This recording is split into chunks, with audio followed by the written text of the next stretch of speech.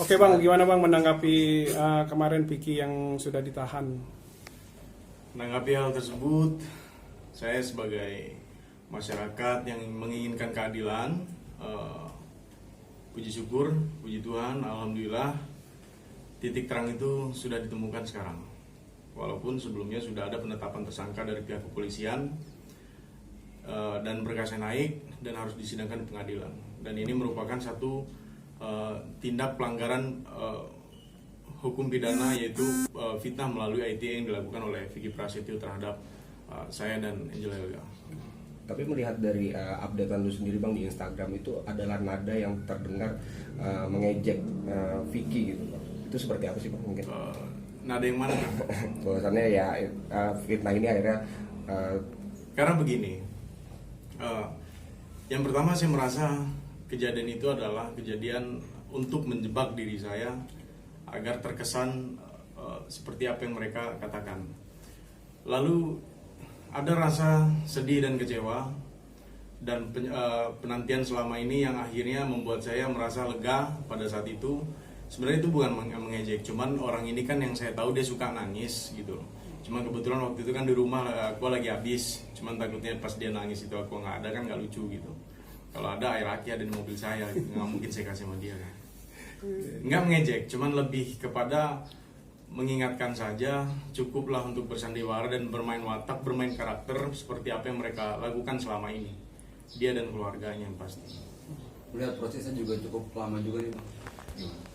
Proses ini sebenarnya bukan lama, cuman karena kemarin tersendat PSBB, akhirnya harus mengulur lagi.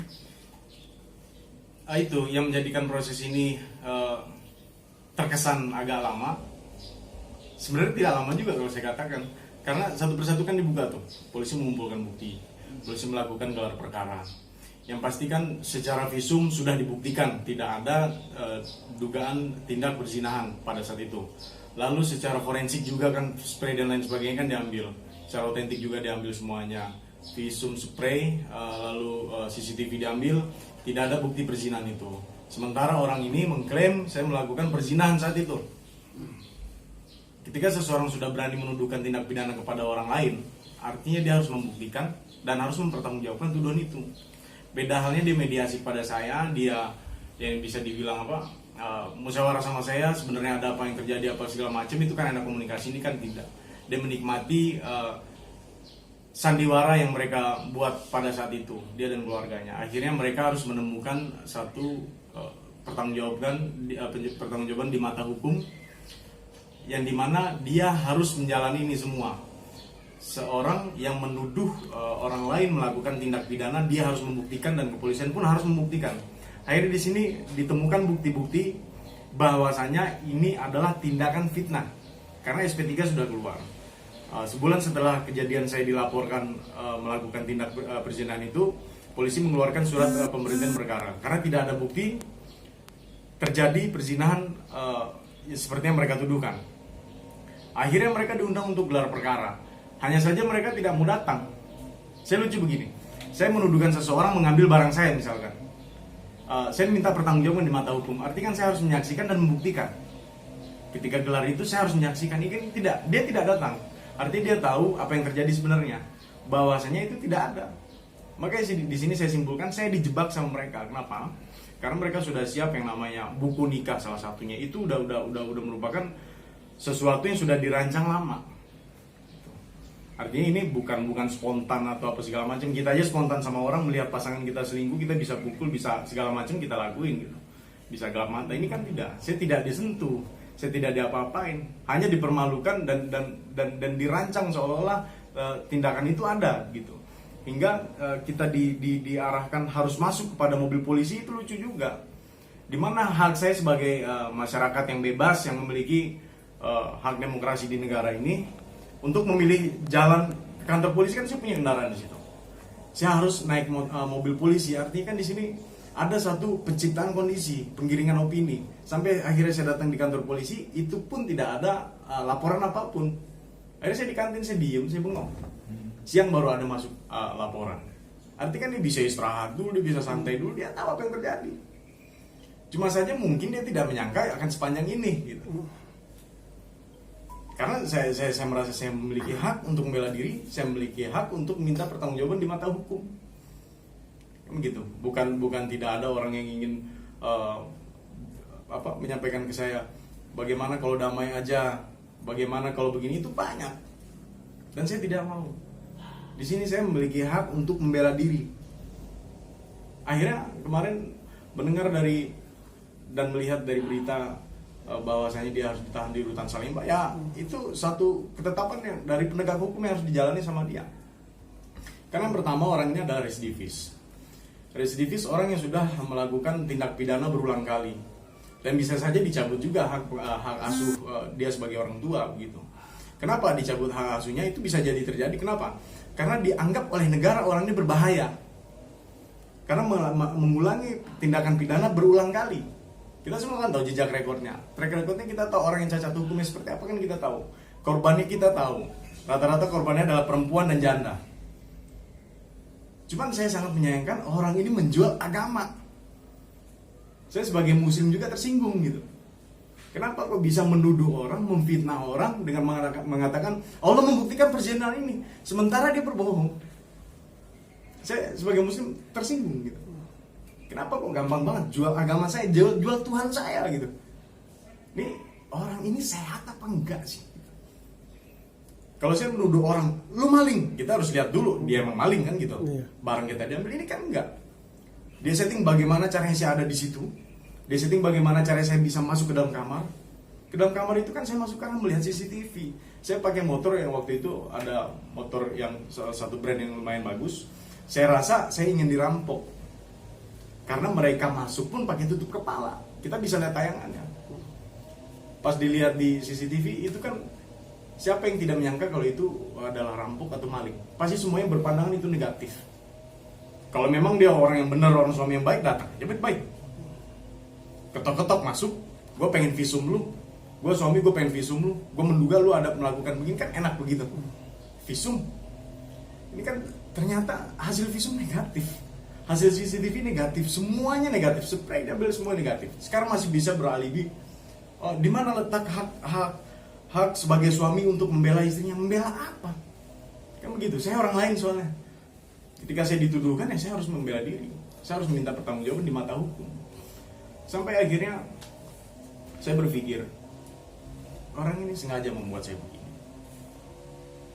Apapun motifnya saya tidak tahu. Motivasinya apa? Saya tidak tahu. Yang pasti saya menuntut keadilan seadil-adilnya yang harus ditegakkan. Karena saya merasa dirugikan baik secara moral dan material. Oke bang, bisa dikatakan juga ini udah direncanakan sama dia berarti? Dia menyatakan dan dia mengakui bahwasanya ini adalah rencana dari mereka. 3 hari mereka merencanakan ini. Artinya kan di sini ada tindakan pidana yang direncanakan gitu loh. Kita merencanakan kejahatan. Kan orang luar biasa. Yang harusnya dia ada di rumah itu, kenapa tidak ada? Ini orang minta tolong. Terus saya datang menolong. Lalu saya dituduhkan tindakan-tindakan yang asusila. Ini luar biasa kejinya loh. Apakah masih pantas orang begini hanya kita bisa, yaudah saya maafkan? Kan nggak bisa. Track record dia residivis, berapa kali masuk penjara, berapa kali melakukan pelanggaran hukum pidana. Belum lagi yang perdatanya, saya nggak mau bahas di sini juga karena menurut saya itu bukan ranah saya. Yang pasti ketika saya datang ke rumah Angel itu, saya membahas kasus dia yang diduga menipu Pak Excel. Ada penggelapan dana yang dia lakukan. Orang itu menuntut keadilan juga. Akhirnya saya merasa ini bisa untuk ditegakkan.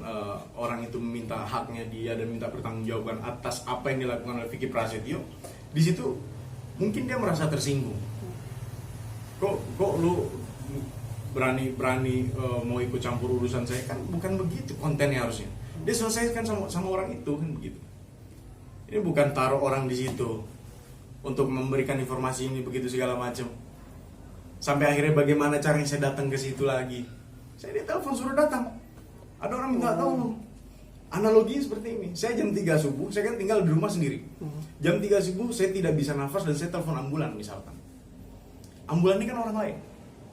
Saya butuh pertolongan dari ambulan. Lalu ambulan mau saya penjarakan kan tak mungkin. Orang mau nolong. Yang dipertanyakan bukan saya. Saya hanya ingin menolong orang yang ingin ditolong gitu.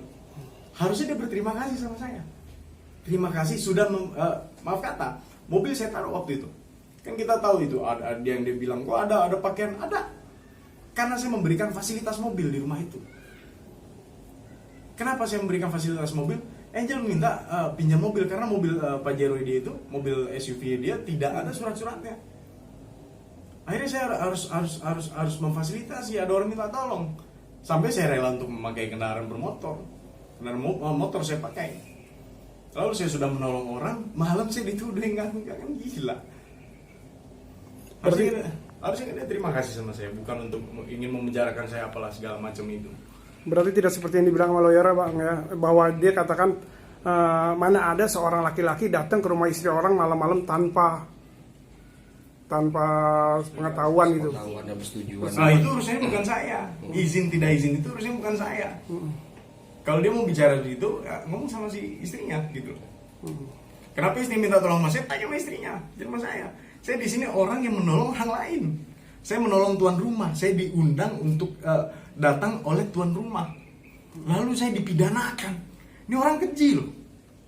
Bagaimana tidak keji saya katakan? Beberapa orang yang menjadi korban dia, dari mulai penipuan apa segala macam, dia tidak mengakui. Dan tetap orang lain yang orang ini pansos apa segala macam, kan begitu bahasanya. Sementara hukum membuktikan, fakta membuktikan dia bersalah. Harus ditahan dulu. Sama Zaskia Gotik juga begitu.